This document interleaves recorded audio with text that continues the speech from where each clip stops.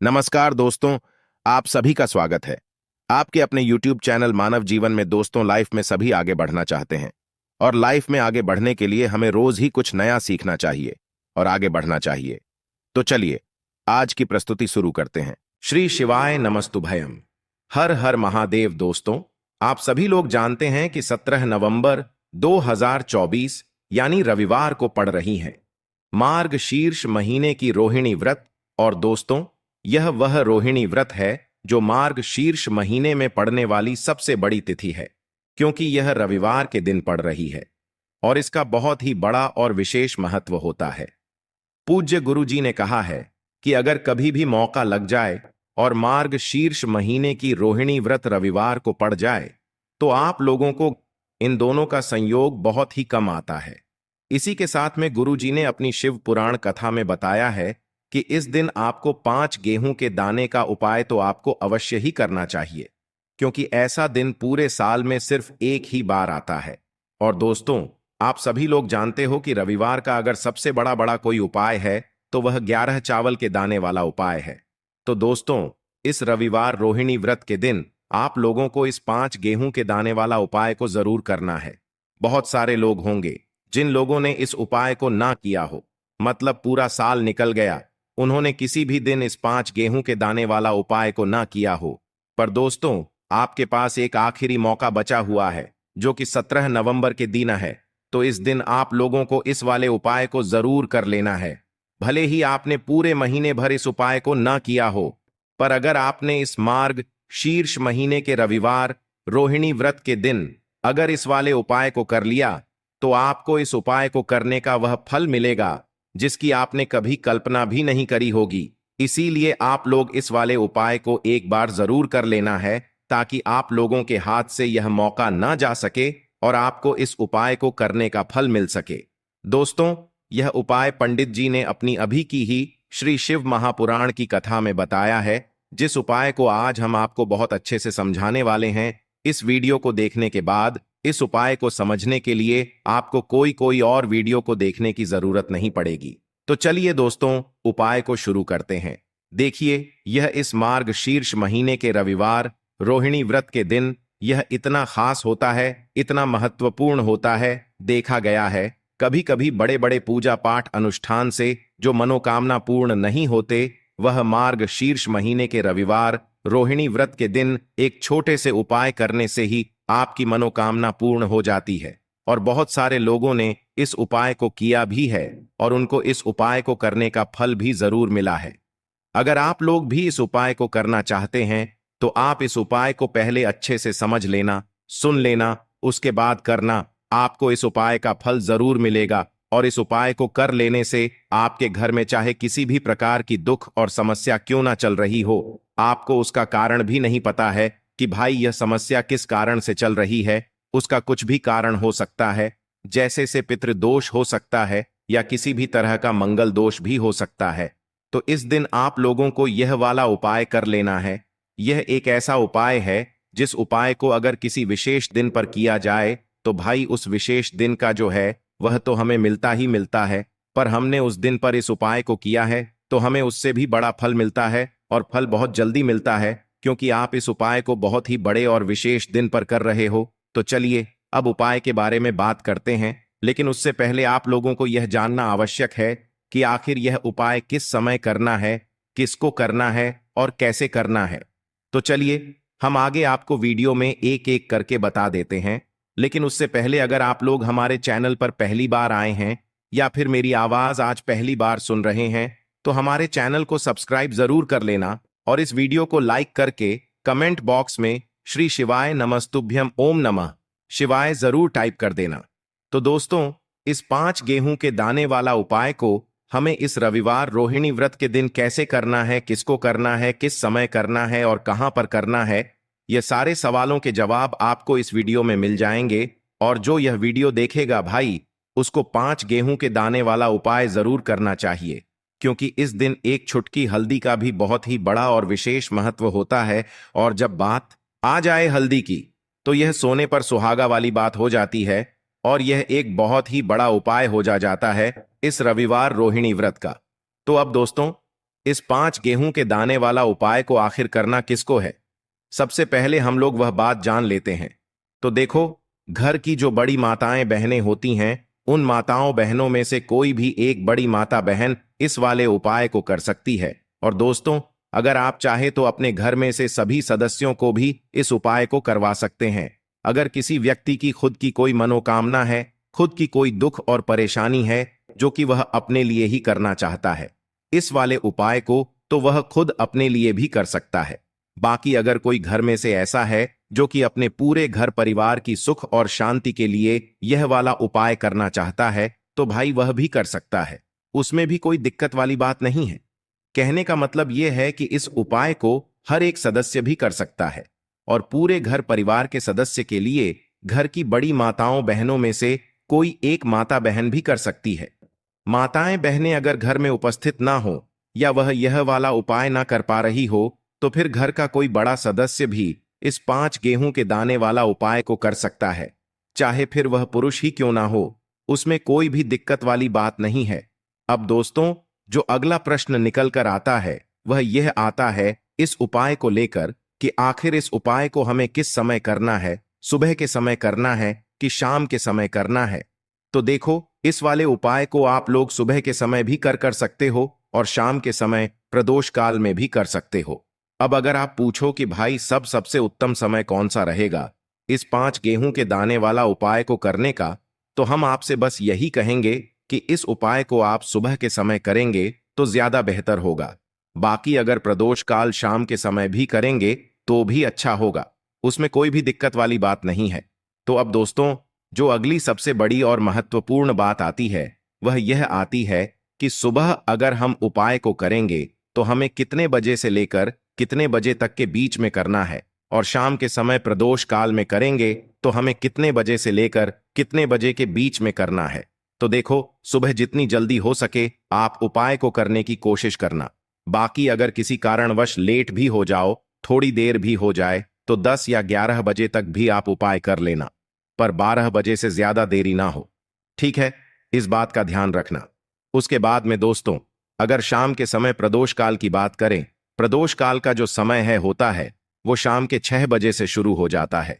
मतलब शाम के 6 बजे से लेकर शाम के 6 बजे से रात के 8 बजे के बीच का जो समय होता है, यह समय प्रदोष काल का समय होता है।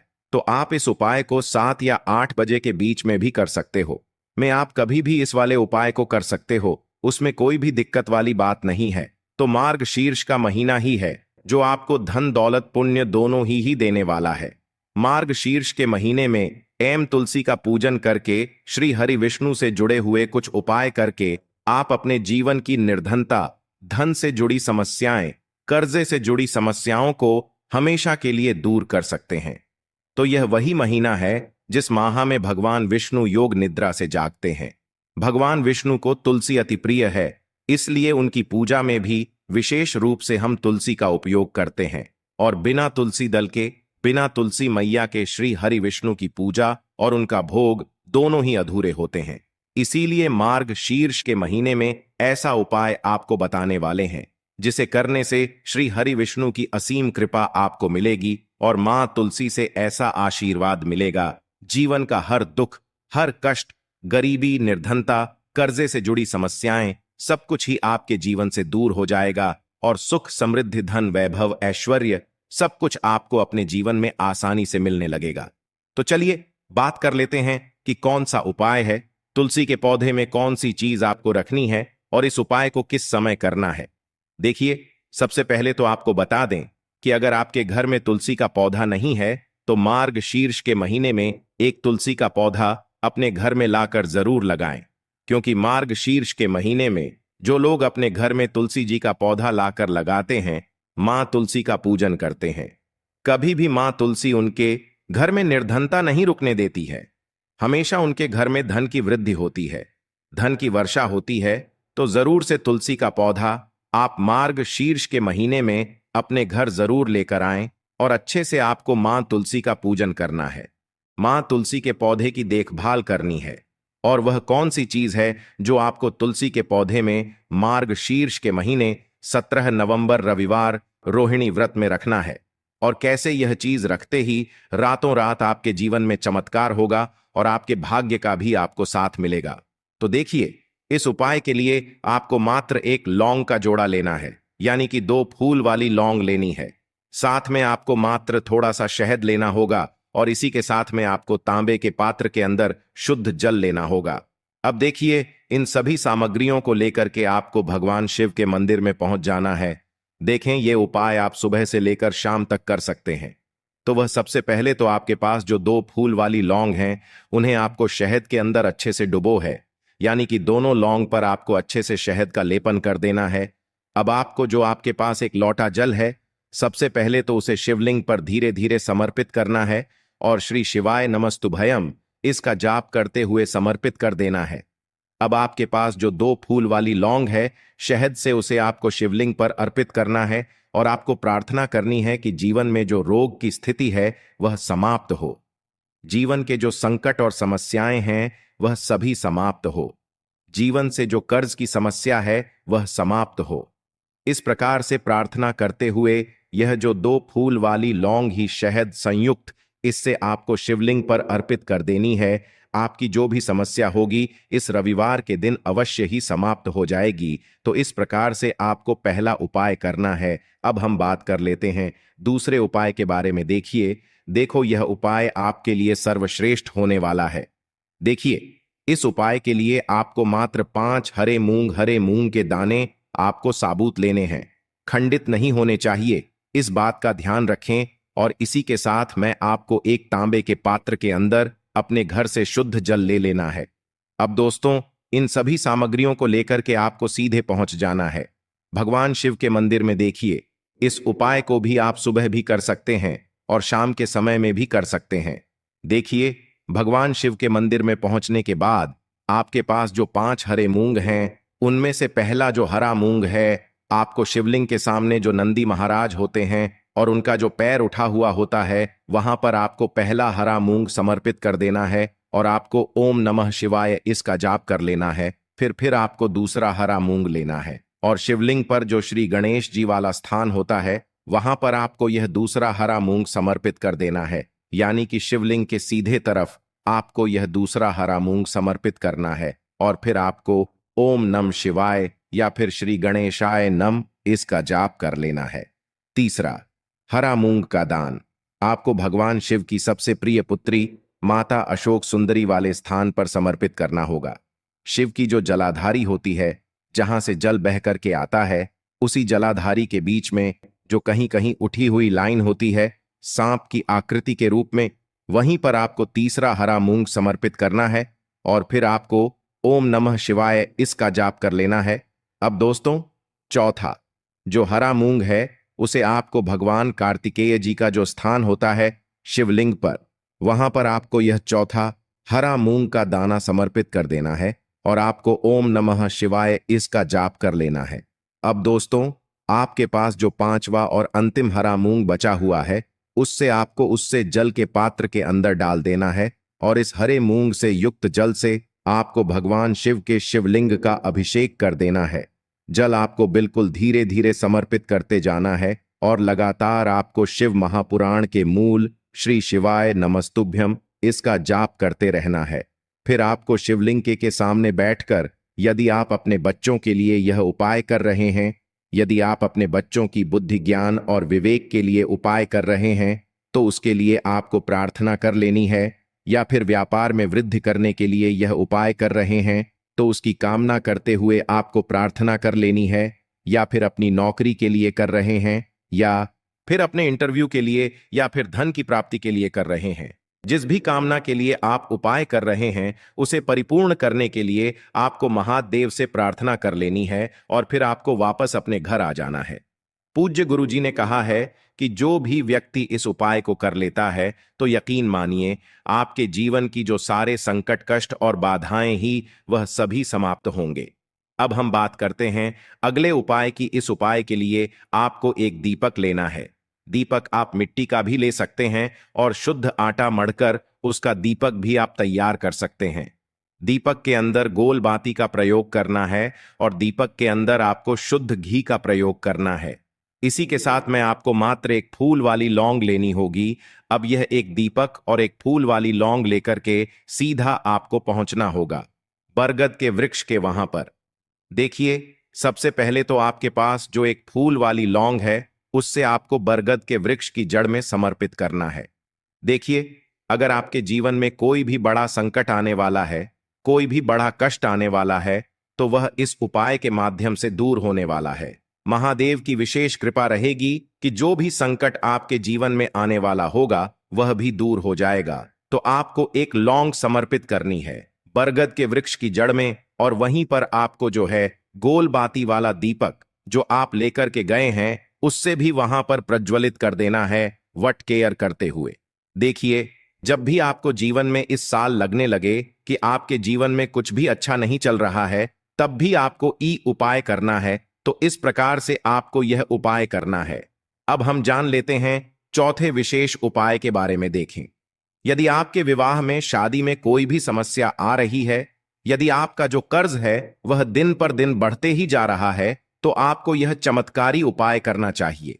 कोई भी समस्या अगर जीवन में है तो उसे दूर करने के लिए आपको ई उपाय करना चाहिए। मंगल दोष से जुड़ी हुई समस्या भी है तब भी आपको यह उपाय करना चाहिए।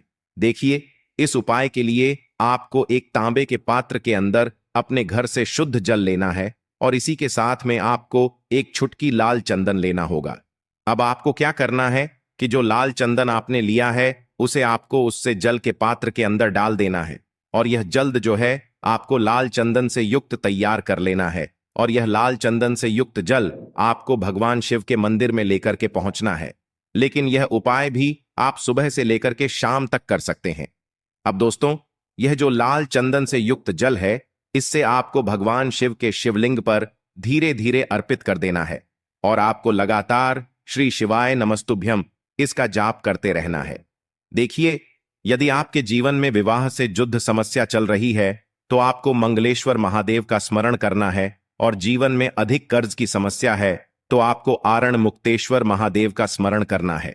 देखना, एक दिन आपकी सब तरह की समस्या जल्दी ही समाप्त हो जाएगी। तो इस प्रकार से आपको यह चौथा उपाय करना है।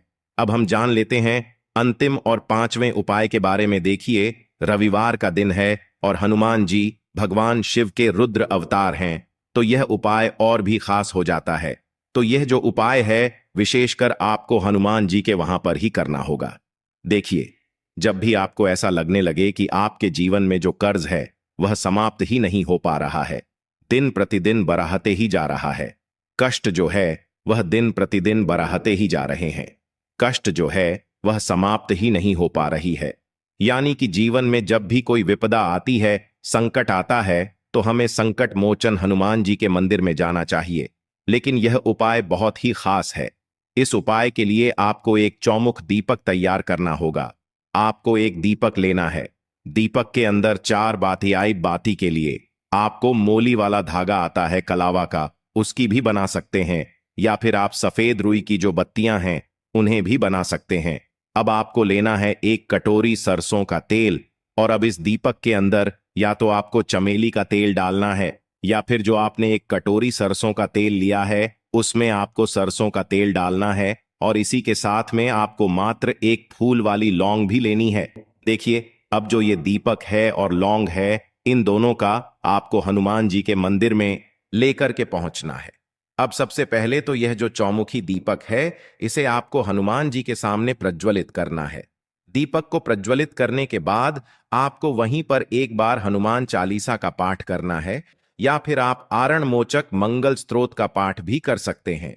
अब आपके पास जो एक फूल वाली लोग है उनसे आपको अपने सीधे हाथ में रखना है। आपको प्रार्थना करनी है हनुमान जी से कि जीवन की जो भी संकट है, विपदा है, वह सभी आपकी कृपा से दूर हो, और यह जो एक लौंग है इससे भी आपको उससे चौमुखी दीपक के अंदर डाल देनी है और अपनी मनोकामना बोल देना है। गुरुजी कहते हैं कि कुछ दिनों में ही आपकी सब मनोकामना पूरी हो जाएगी। तो इस प्रकार से यह सुंदर सा और सरल सा उपाय करना है। देखो, आज की वीडियो में हमने आपको जितने भी उपाय बताए हैं सभी उपाय बहुत ही सरल है जो आपको करने हैं।